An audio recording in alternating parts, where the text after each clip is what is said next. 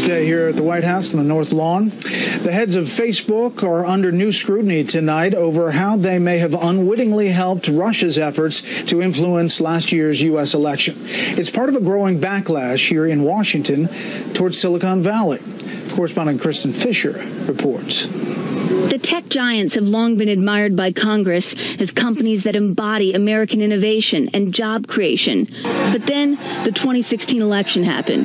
Now big tech could be in big trouble on Capitol Hill. I think, frankly, they need to come and testify before Congress because there's a lot we need to know about this. And right now, no company is a bigger target than Facebook. From unwittingly allowing the spread of fake news during the campaign to Facebook's most recent admission, selling thousands of ads to groups backed by the Russian government. I'm distressed that it has taken us this long to be informed that the Russians had paid for at least $100,000 of ads designed to try to influence our electoral process. Congressman Adam Schiff is also distressed that Facebook shared evidence with the special counsel, but not his committee, which is also investigating Russian interference in the 2016 election. Add it all up, and you can see why many analysts say that this may be the moment Congress turns its back on big tech. I think that we're entering an era of accountability because we have systems and we have platforms that reach nearly every citizen in the country. Last night, Hillary Clinton called the weaponization of information on social media one of the most serious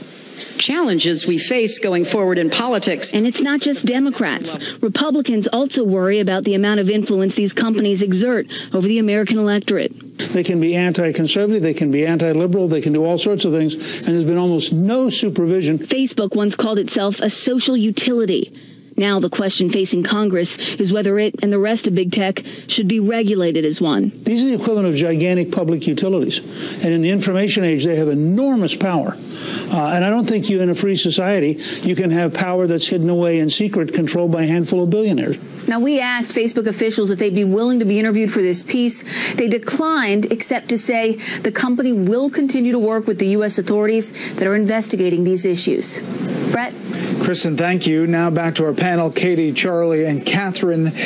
Katie, what about this? Is this a turning of the tide? Essentially, there's always some evil villain, if you will, somewhere. Is it now Silicon Valley? I think the government has to tread very lightly here when it comes to what their goals are.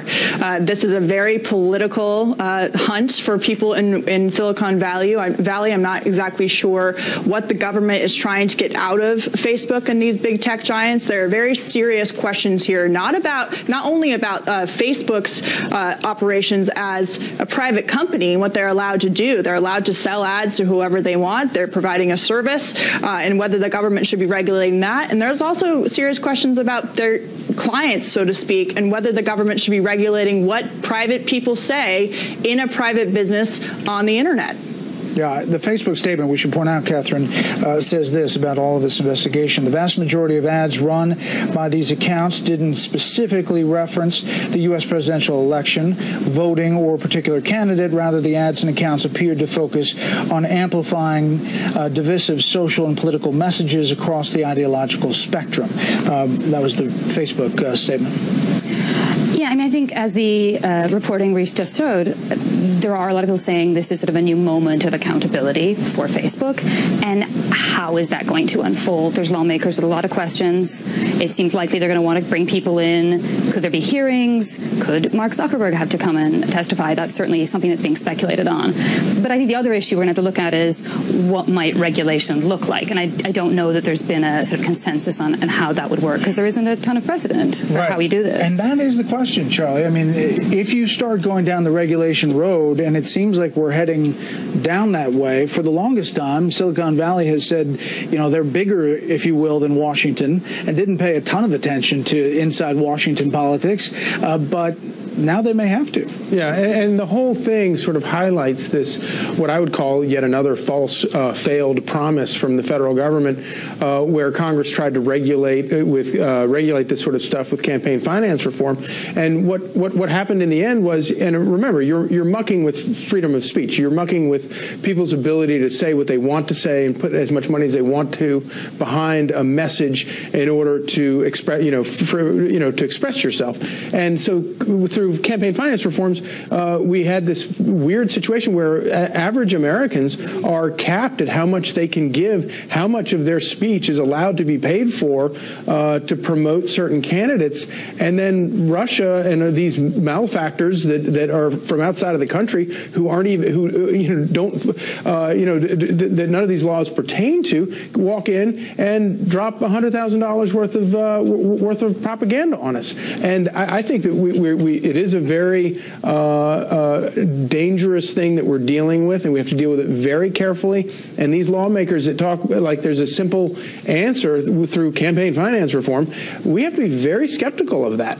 Yeah, Katie, the big thing there is the Russia part, the outside country that is investing in whatever they're investing in. And there is precedent in terms of the law not allowing foreign donations to campaigns in America. So maybe they could use that in terms of some of the regulation that they're going to come up with. But when it comes to what they're regulating, it really just seems like they're going after Facebook based on not a lot of evidence that Russia was actually working with Facebook to promote Donald Trump, and not to mention Facebook had nothing to do with people actually going to the polls and deciding which candidate they were going to vote for. So I, quite frankly, at this point, see this as a little bit of a witch hunt for on Capitol Hill for these government panels, these congressional committees who are trying to find something on Russia, going after a private company and private citizens for simply exercising their free speech. Catherine, we don't know much about Bob Mueller's investigation, but we do know that he has information from Facebook that the Capitol Hill committees don't. I think the thing we really do know here is that that investigation is heating up. There's been a lot of reports this week about the things they're doing, and it's not going away. Whatever happens with Facebook, that's going to keep moving and is going to keep being, a concern for this White House. And is there an end date? Do they have an expiration date and able to make their case on all these fronts? Not that I'm aware. I mean, I think the investigation is continuing, and a lot of people are saying it could go on for quite a while. Yeah.